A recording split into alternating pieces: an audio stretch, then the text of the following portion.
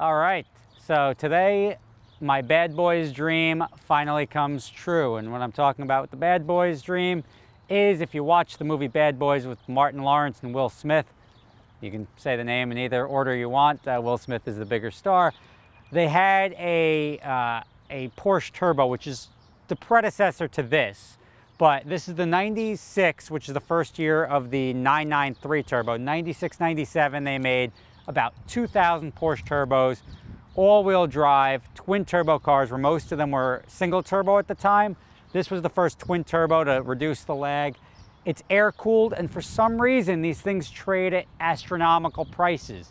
This car costs more than a 997 Turbo, a 996 Turbo, two cars that followed it. It's borderline what you would have to pay, if not more than what you'd have to pay for a brand new 991 Porsche Turbo S. You're gonna have to pay to get a 20-year-old Porsche. I'm gonna find out what the craze is all about. I've always liked them. I just don't know why they're so expensive. I'm gonna take it for a spin. And following me will be Glenn from Glenn's Car Collection. He was gonna drive my 360, but I dropped it off at the dealership, so I said you could drive that one instead. He's gonna take out the 488 Spider. So if you wanna see his review on my 488 Spider, check out his channel. The link will be in the description. Glenn's Car Collection on YouTube. Let's go for a ride.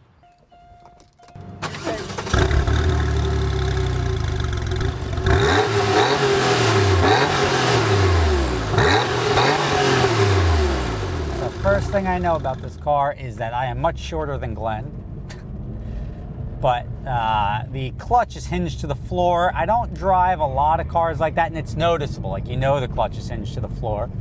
But I've always had, like, I've driven the 996 at great length. I've liked it. I think it's a great buy in the exotic car world right now. If you're looking for a starter exotic, a 996 Turbo for about 40 grand is the way to go. But there's something about these cars that people will go nuts over. And this car, asked Glenn, real value, not like inflated value, what you think it's worth. His car is about to tick 80,000 miles. It's at 79 and change. And he says it's still worth 130 grand. The lower mile one is selling for over 200.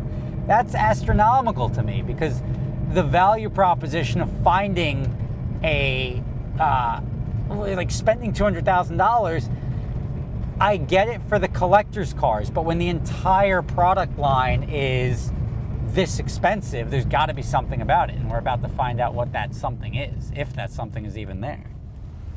So, I mean, the car is old, and it feels old. It's a 90s car. It's very, very bare bones. He's got, I think this is a modification, but the door handles on the straps here.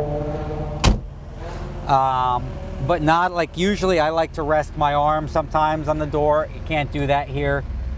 It's got the left key fob, or the left key ignition, like most Porsches. Yeah, I mean, it's just the feel, the look, the analog gauges across the board. It's got a boost gauge in the middle here, which is the digital boost gauge. Otherwise, everything else is analog. There's a radio, which I'm not even going to touch, because why? Why do you touch a radio? No reason to. The go pedal's nice. I mean, you have to approach these cars as 20-year-old cars, because it is now 21 years old that this car's been around. So you really have to compare it to the other cars of the generation. And it's got a 6-speed with the reverse. It's a real, like, time period car for me, because I really enjoyed the cars, and I'm gonna have to compare it to probably my Supra. So I'm gonna have to see, is this a supercar compared to what my Supra is, because my Supra's similar time frame. The other sports cars at the time, I mean, other than the F40, you had the Corvette C4, which was not my type of car. I'm not a fan of it at all. You had the what else? You had the Viper, the first gen Vipers out there, which again, or the 96 Viper, which was just when it was starting to get cool. The blue with the white stripes GTS. And other than that, the Ferraris were 355s, very slow. This would walk the table with, or wipe the floor with, the 355. The Lamborghini Diablo was, you knew it was an exotic car. It was sort of cumbersome and heavy. But this car is nice, and I'm sort of I'm excited to be driving it. The question is it worth the 200 grand that a low mile one would cost. That's what's tearing at me. But these are my childhood dreams right now, taking place at 63 miles an hour. Like, I've always wanted one of these cars. Just hearing that car pull up to the stop when he dropped the fries next to the seat, and I'm going to make like a whole bunch of Bad Boys references in this video, because I cannot get that opening scene to Bad Boys 1 was such a great scene. It's hard to get it out of my mind. But I am now Will Smith, just shorter and whiter and with several hundred less $1 million. Nobody looking. All right, let's give it some stick. There we go. 400 horsepower. It goes. I mean, that's double the speed limit real quick. Luckily, we're on a private course. Racetrack, but let me get back on the highway now. It does sound throaty down low, which I think is something that that attracts a lot of people, but it doesn't when you're in boost, even with the windows up, which is going to be the best sound it's going to make. Windows up when you're cruising down the highway and on the gas, it doesn't really kick as much as an NA car or as the equivalent Viper or Corvette would at the time. I would say this car is 5 or 8 years ahead of its time. I mean, you're talking to get to a good direct comparison to cars like this would be the 360, the C5 Corvette.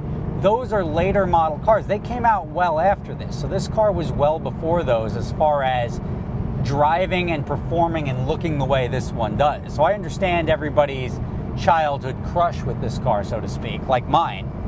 And it's not, my childhood crush with this car is great at $75,000. I don't know if it exists at $150,000.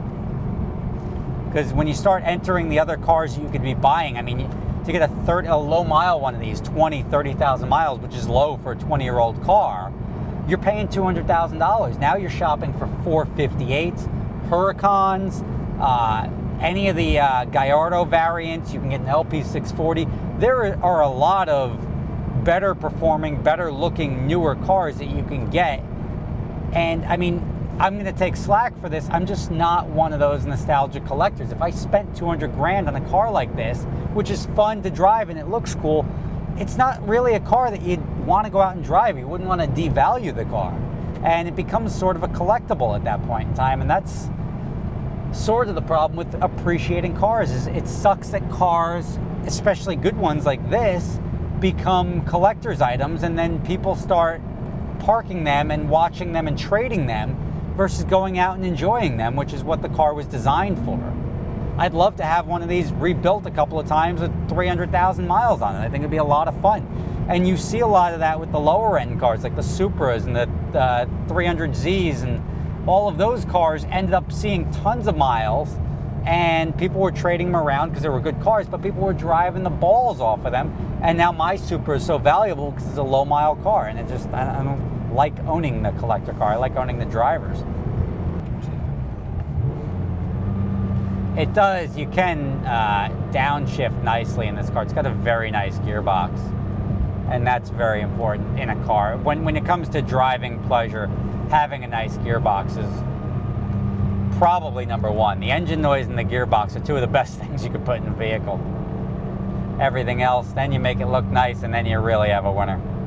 All right, windows are down now, so I'm enjoying it a little bit with just to get the overall experience. I didn't even turn on the AC or anything. I'm not playing around with that. But the car does everything I really would expect it to do, which is something that we take for granted now with modern day cars. But if you go back and compare it to all the cars in the 90s, this is possibly, and you know what? I'm not even going to say possibly. This is the best car that I've driven from the 90s or even the 80s. Everything from the 80s was garbage to me. The cars from the 90s, including the F40 I drove, this is probably the most user-friendly, best-looking. Don't have to worry about driving it across the country. I mean, I love the 355s. I love cars like that, but they've got their flaws. It sounds great as a 355, looks great as a 355, but this thing just drives like it's 10 years ahead of its time, and it's really what set the benchmark for these C5 Corvettes and the other cars that came along after this. This is a mid-90s car, and it's really cool to be able to drive it and experience it. And I get the appeal. I just don't like the fact that that has turned it into a collectible car, which is unfortunate. So you want to see everything you have to know about a 996 turbo? It's pretty easy. You got windows here, up, down. Mirror adjustments here, handle there. This will pop the rear engine. Headlights, knob is here, key here. This is to go through the, let's see, we got wipers and headlights and blinkers. All very basic stuff. It does have cruise control. And you have your gauges here. You have your fuel gauge, your oil temperature gauge. You've got your, what do we got? Is that oil level, Glenn? Yeah, oil level. Oil level, oil temperature. And since it's a dry sump, it's got to be at temp. Otherwise, it's going to say it's empty. It's got the, I would say this is oil pressure. You got your tack with your center bar here for the boost. It'll tell you how much boost you're making. What did it run, about 1 bar? Yeah, stock is 1 bar. Stock is 1 bar. Boost, which is, what, 18 pounds? I think it's about 18 pounds. Your 200 mile speedometer, which is badass, especially for the 90s. Your clock over here, which if it was my car, would not be accurate, but since it's Glenn, it does work. This is your heat for the front windshield. These are parking lights? I think so, yeah. Parking lights, radio, and then temperature sensors. Here's your 4-ways, which since it's a Porsche, probably shouldn't need. This little exclamation point. Don't press it, I don't know what it is. I did, well, there was an exclamation point up here which said the door was open. Oh, okay. So that just turns that off. Yep. This is your key thing, does what? I think it unlocks and locks the doors. Yes, it does. So that's a lock, unlock, and when it's locked, it's a little glowing red circle there. This is rear wiper. Yep. And this is a blank, and then this opens the sunroof. Yep. That's it. Manual gear shifter, emergency brake. It comes in stick. Only comes in stick, but yes, manual gear shifter, emergency brake, 3 pedals, and this will open up your front bonnet. That's it. That's all the buttons in the 993 in a nutshell. Try doing that on any modern day car. You can't even do that on a Kia nowadays. But everything is very, very simple, driver focused. I assume that this dims.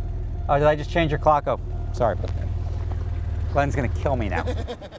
So back here's the engine tucked underneath the intercooler. The whale tail is actually functional, and the whale tail is so cool looking. That's one of these defining features on this car. In the owner's manual, it actually says if you're in traffic and you start to overheat, find an open road and floor it, because there's fins in here and it directs the air through the intercooler to cool it off. It's an air-cooled motor. This is the last of the air-cooled cars, which is why people hold it in such high regard, but that's really cool. You can't say the air-cooled design is better than a liquid-cooled design, because a liquid-cooled design could sit in traffic, but it is very cool, and it's one of the things that makes it collectible. But this car looks on point. So let's thank Glenn from Glenn's Car Collection. You'll hear him on the podcast every other week. We only do it twice a month, but check out the Super Speeders podcast. You'll hear all of his thoughts and opinions. You'll see some of his other cars. He's also got an NSX like mine. He's got a bunch of other cars, 1M, and I can't even remember everything that's in his stable. But it was a real treat to drive this. I understand why they're so valuable.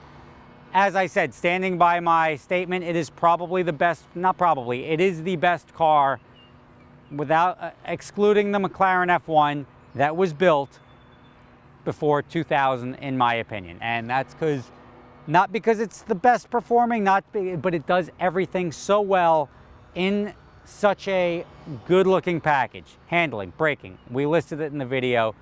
Let me know your thoughts below. I don't know if I'm ever going to own one. I don't know if I'll have enough money where the value will be there for me to purchase one of these, but I really enjoyed driving it, and I hope you guys enjoyed coming for a ride.